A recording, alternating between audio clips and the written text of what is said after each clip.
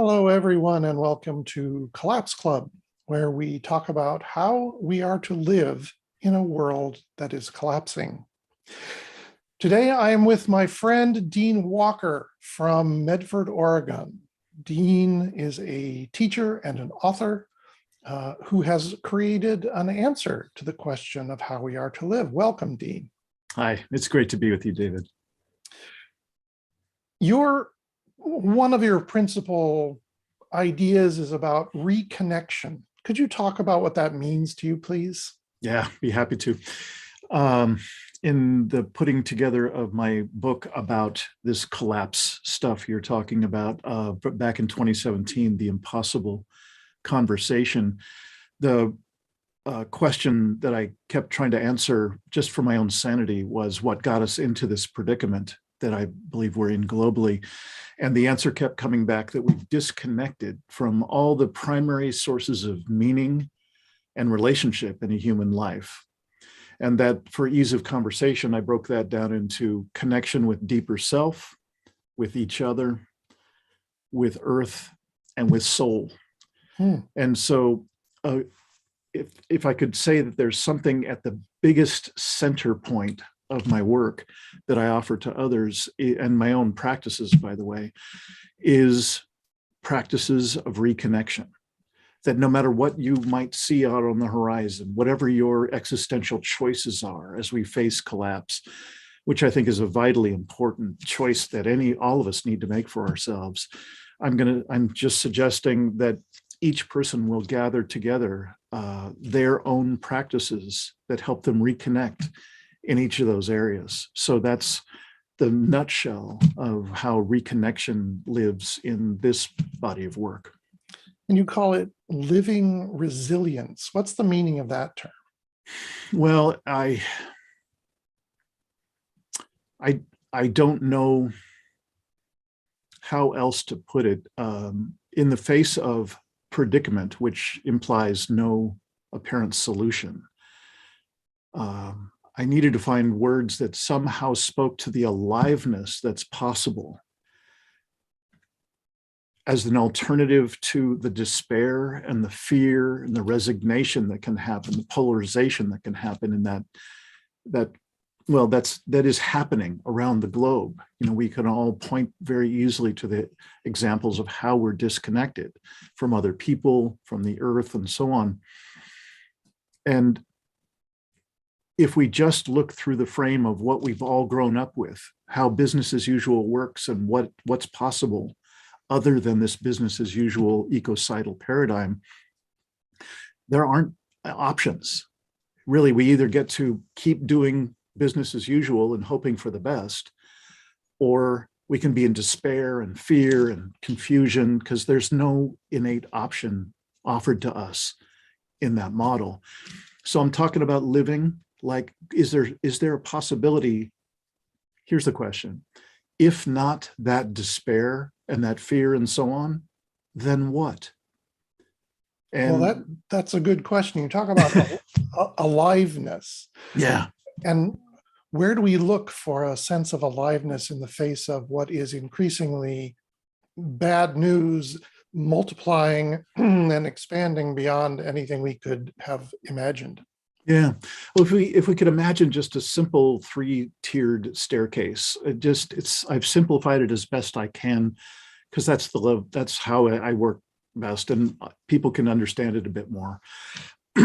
So at the entry level of, the first level of resilience skills that we might be able to have in the face of what's going on, I call that first aid level. So if our city has been devastated by a hurricane and we're huddled together with other families in the high school gym and we're trying to figure out how will we put our lives back together, that's the level of resilience skills at the first aid level.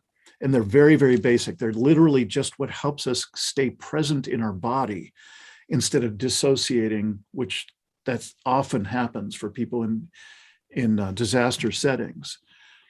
There's survival skills. Yeah, and survival resilience skills. Like, how can I be resilient? How can I return myself to some sense of familiarity, of center, so that I can be of service to the people I love in this disaster setting. The next step up is people who realize there's a skill set. There are many skill sets I could actually start to take on. I'm doing this to like flex our muscles, to build our muscles, our skill sets of advanced level resilience skills. Those are the practices of reconnection. And then the final of the third of the steps in this model is people who consistently, it's in my experience and many of the people who do this work, as they sincerely take on these practices of reconnection to connect themselves with their families, with their neighborhoods, with themselves, and so on, they start to get an inkling of this third and final realm, which I call the transformative. It's very difficult to describe to somebody who hasn't experienced it, but you start to get a taste of it when you do sincerely do these practices of reconnection that you put together for yourself. And it is there that we get just a brilliant response to the question, if not the fear and the despair and freaking out, then what? In the transformative, and actually it starts to show up in those advanced practices of reconnection. There are just magical amounts of connection with the people we love, connection with our neighbors, connection with our deeper self, and the inner resources that we have that we didn't even know about. How does this change your life? It has changed my life because it's consistent with practices that I've done since I was a kid. Mm-hmm. And it's literally saved my life because I came from a very troubled background, like alcoholic parents and lots of trouble in the neighborhood kind of thing. And it has consistently given me what many of the contemplative practices give to people around the world, is that ability to be more and more present in the face of larger and larger stressors.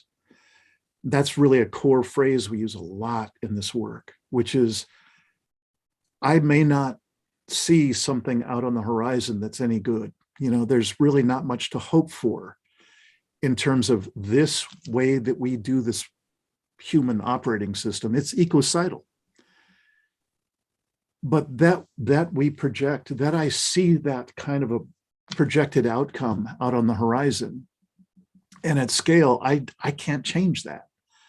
What I can change is my ability to be absolutely as present as possible in the face of those circumstances. You and I were talking about that before we went on the air.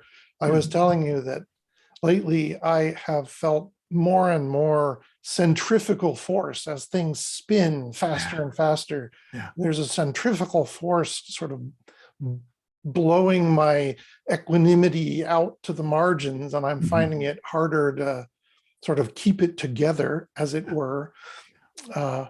And for me, it's like I have to let go. It's like I have to give up the illusion that I can hold on to all of this and somehow instead surf the wave.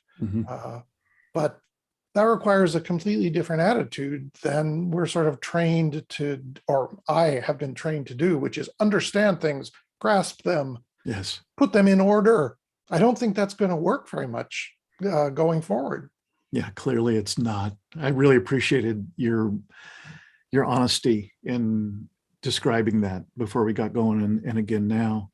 And I agree. Our world is set up to keep us off center for a number of reasons that go beyond the time we have to talk about it today. But all that really matters, again, it's just practices of reconnection. And part of that is our reconnection with our deeper self, is a reconnection with our ability to bring ourselves back to center when life comes along and knocks us off center. As the famous human potential speaker Mike Tyson likes to say, everybody's got a plan till you get punched in the face. Now, that's his way of saying the hurricane comes and decimates your neighborhood. And how will you stay present, or how will you bring yourself back to presence so that you can be of service to the people you love? And how do we do that? Well, for me personally, I can speak to my own practices, and each person's practices are different in the circles of support that I offer. My practices are, I have a number of different ways through the contemplative type of practices, the meditation and different ways of calming my system down. When I feel spun out, that spinning that you were talking about, Mm-hmm. I have ways to slow that down so that I can bring my focus back to something more familiar, where I can feel like I've got a sense of grounding and home in my own system.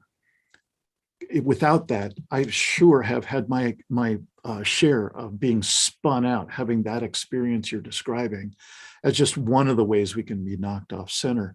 So I have a number of practices that bring me back to center. There are a number of other practices that are, again, like building those muscles of presence beyond the just returning to center, like expanding my capacity to be present. That can involve a number of different practices from, well, there are a number of that are involved more subtle awareness of how my system operates. And without getting too esoteric about it, I think all of us have a sense of we can sense that there's an energetic reality going on in any situation, whether I'm alone, with one other person, in a room full of people, and certainly on the larger scale, the national scale. Like the energetics of the USA is just out the roof, insane. It's spinning like you were describing at scale. It's mind-boggling. So it's a question of how people feel toward each other and toward themselves. Is that what you're saying? Well, that's one way we can sort of get a sense of, we can get a read, like what the expression "read the room." Mm-hmm. You read the room in most American conversations right now, and it's not a pretty sight. People are not getting along. No, I agree. People are freaking out. They're also very unable. Most people don't have the ability to reclaim their center in a conversation. So before you know it, within moments, it's possible to have an argument set up, and polarization and aggression and so on. It takes something to be able to create something other than that. So it's part of the skill set. And I don't think I'm doing a very good job of answering your question, Well, which is, that's all right. What do you do? Yeah, well, it starts with the intention, though, doesn't it? Because a lot of Americans, not Americans alone, but particularly, they don't intend to come back to center. They aren't trying to make a connection. It's about confrontation. It's about domination and power over. Yes. So it seems like a first step is we need to choose to intend to both come to center and make a connection. I couldn't have said it better. That's really brilliant. It is, without naming it, in our own system and in the energy of the reading the room around us, in the other people and so on. You're right. There is no starting point until we come to that basic awareness. But if we do have that intention, then there are things we can do, I guess, to help ourselves. I've heard a lot about breathing, that a good place to start is breathing. Yes. Like I've done the square breathing exercise. Yeah. Breathe in for 4, hold for 4, breathe out for 4, hold for 4, etc. And that somehow triggers one of the nervous systems, the parasympathetic, or one of them, I'm not sure, and calms you down. It tells your amygdala that you're not under immediate threat, that the fight or flight impulse doesn't need to be fully activated right this second. Yeah. Is that part of the arsenal? Absolutely. And that's a perfect fit for what I was describing as the first aid level. And while I was describing as a progression into the practices of reconnection, and then the most advanced evolved to transformative, we all need those basic skills you're describing. And there is no more essential starting point than breath. you've just hit it and said it really beautifully. And that 4x4x4 and so on, breathing, it just doesn't get more essential, like a cornerstone way of, the kind of technical term for it is self-regulation or co-regulation. So self-regulation is obvious. That's what I would be doing to bring myself back to center. But co-regulation is what you and I might do in a meeting, or, when we get together and we both realize, damn, we're both spun out right now. Mm-hmm. And so there are many of those kind of cornerstone basics that I just can't stress strongly enough, that those are core skills for these times and for all the future I can see out ahead of us. Sure. So I really appreciate you bringing up that example of how essential those cornerstone first aid level co-regulation and self-regulation skills are. And that's how we hold them in the work that I'm trying to describe. Yeah. So when you talk about building capacity, you said that a couple of times. What kind of strength are you trying to build? Yeah. Essentially, it's to be less and less fragile. There's a kind of an odd term that comes from a community in the loosely affiliated community around the world, very, very bright people working on sense making in these times. And one of the terms that they've come up with is that they start with the assertion that this business as usual culture around the world is extraordinarily fragile. We've seen that in the COVID time, that how to stop supply chains and elements of the system, it's extraordinarily fragile as a system. There's a word that they've come up with to sort of address that and talk about, if not that, then what, that they call anti-fragility or anti-fragile. And that's one way of looking at the larger and larger systemic view of what do we need to be doing so that we can have more aliveness instead of more reaction, have more connection instead of more of, I love the way you said it, that we just seem right now to be in this knee-jerk reaction constantly with one another. It's just it's already post-fragile, it's shattered before we even get talking.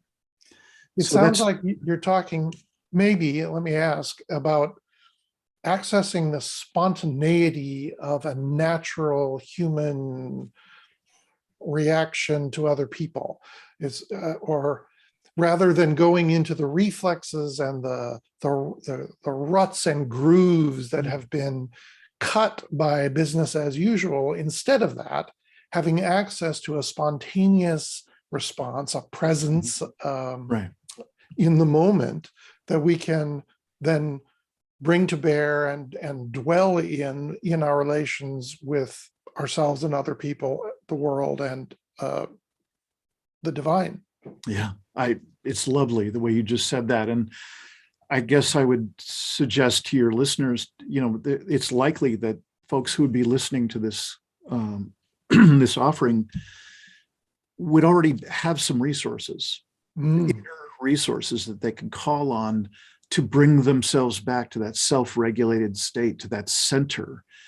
And so the question is, if I'm not in freak out and fear and spun out and so on, like we've been talking about, then what? And I love the words you were using about that spontaneous, authentic expression and presence is, if not that, then what? That's a great aspirational state. And so I would ask all of us to look at, what are my resources that I already have in place to do that? And how interested am I to expand my capacity and ability to be able to be more and more present in the face of larger and larger stressors? And that's a skill set that I think is worth building for the rest of our life. The more I do that, the more I can be of service to the people I love. It sounds like really you have a lot of faith in humanity, that despite the track record, the historical record we see of, human civilization building its own disaster, still at the center of each human being is this opportunity for goodness is not really the word, but presence or centeredness, authenticity, compassion. Compassion is a word I hear used a lot, compassion and wisdom. Mhm. Do those reflect in your work? I thank you for what you're saying, and I believe that most of those pieces are in place in how I see the world and see myself in it. I don't have any hope for our world. I have extraordinarily little, and I don't have much regard for the word hope, and that's a whole nother conversation. And you said about faith, I also don't know really how to describe that, how to define it, and that could be a longer conversation itself.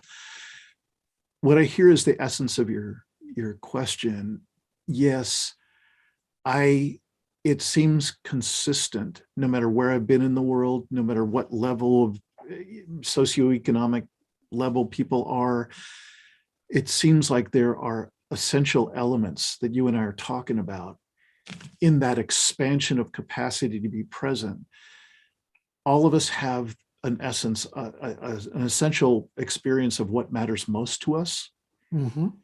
And there is some desire, if we may not be conscious of it. Most people, I think, aren't these days because of that spin you were talking about before.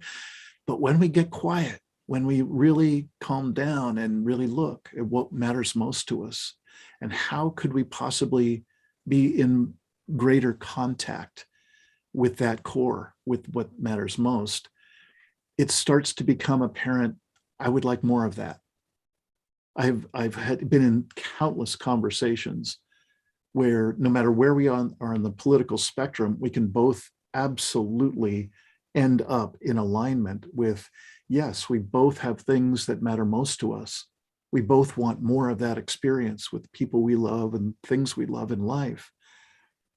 So there's this remarkably peaceful, rich place where you and I can connect rather than that adversarial stuff that you were describing before that we are all present to every day. Mm-hmm. There is an alternative. So that I have faith in. I don't have hope even about that. But what I do have immense faith in is no matter what I'm seeing out on the horizon, no matter how soon massive collapse might happen or not, I do have faith that you and I can find that place where we can sit together and have that shared experience, that very deep shared experience. Kind of like today. Yeah, exactly. I mean, this is an instance. It's an instance of it. Yes. Have you found that your practice and teaching and work with other people has improved your life? Do you feel better now than when you started? I'm going to get moved here. I'm deeply grateful for this work, the privilege of doing this work with people, because it's all about touching this place, that core place that I was just mentioning, and the place that you and I are touching into together today. And so it's an extension of my practices that I've had for my whole life. It has deepened and broadened because I never imagined that it would be on a global scale. I had no idea it would go to this level. And so, yes, I am grateful.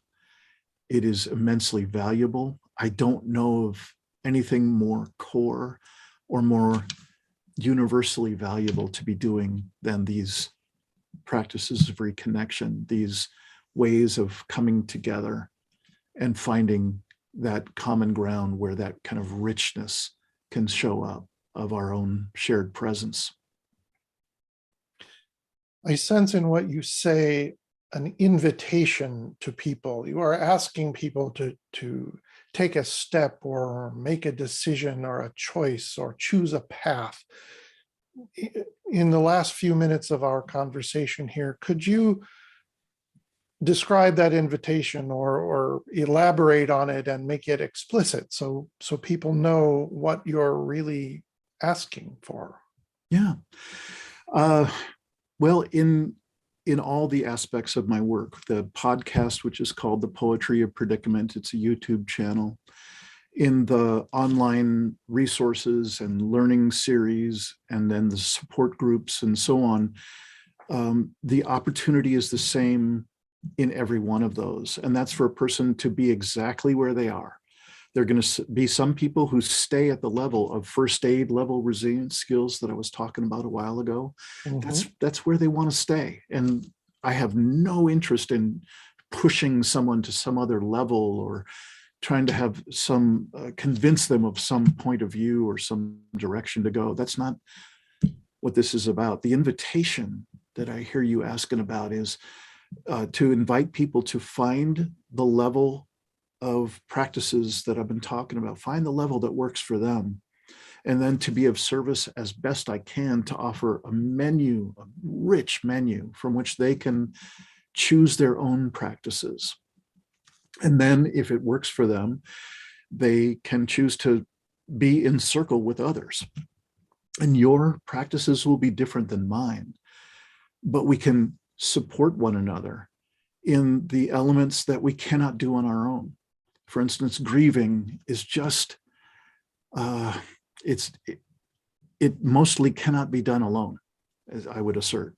And shadow work, which is a part of those kind of advanced levels, there are parts by definition of my own shadow that I can't see. And I know I would learn these ways to identify when my shadow is acting up. And I could ask of sitting in the circle with you and others, I could say, I need some help seeing my shadow and working this out.